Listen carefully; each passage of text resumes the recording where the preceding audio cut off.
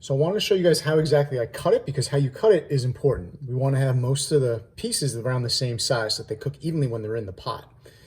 Now, you're going to take the thickest part of the potato and you're going to slice it in half. So for this potato, it was this way. All right, so I got that. And now what we're going to do is we're going to cut it lengthwise. We'll cut it down the middle. And then I'm thinking we'll cut it one more time on each side. And you got to go slow with this.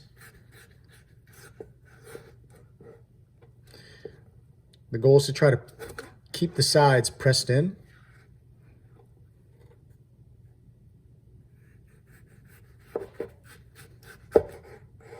All right.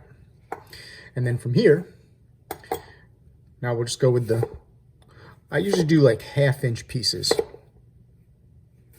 And I washed the potato beforehand. I just scrubbed it for like maybe 10-15 seconds under water.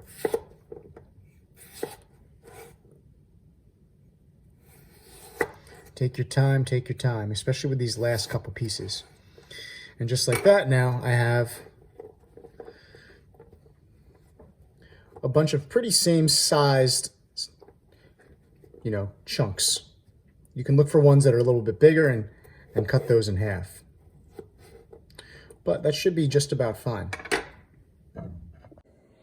So as you can see, I put the big pan on medium, and then what I'm going to do is take vegetable oil and pour in about 1 to 2 tablespoons. And the reason why I'm using vegetable oil is because it has a high smoking point. I found that if I use olive oil, then it tends to burn pretty quickly, which just ruins the entire dish. So I'm gonna let that heat up, and then I'm gonna just scatter the potatoes and make sure that there's just one layer and that there's no potatoes that aren't actually touching the pan. So I ended up using 2 russet potatoes, which was just enough to fit this pot. And now what I'm gonna do is just kind of toss on the seasonings pretty generously. I'm gonna do garlic powder, onion powder, salt, and then cayenne. If you don't really like spicy, just omit the cayenne. And you can put regular pepper too.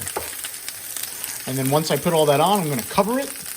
I'm gonna let it sit for a couple minutes. I would say maybe let it go for like 8 minutes. I got caught up doing something, but not too bad. And when you do flip them, make sure that, again, every potato is covering the pan.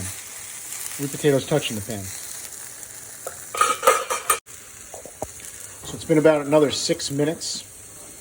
So this whole thing took about 15 minutes total. I flipped it once. And now these are good to go. You know that they're good to go because the insides will be soft while the outsides will be brown and crispy. So you can throw some extra salt on if you want, but these should be pretty great. All right, enjoy.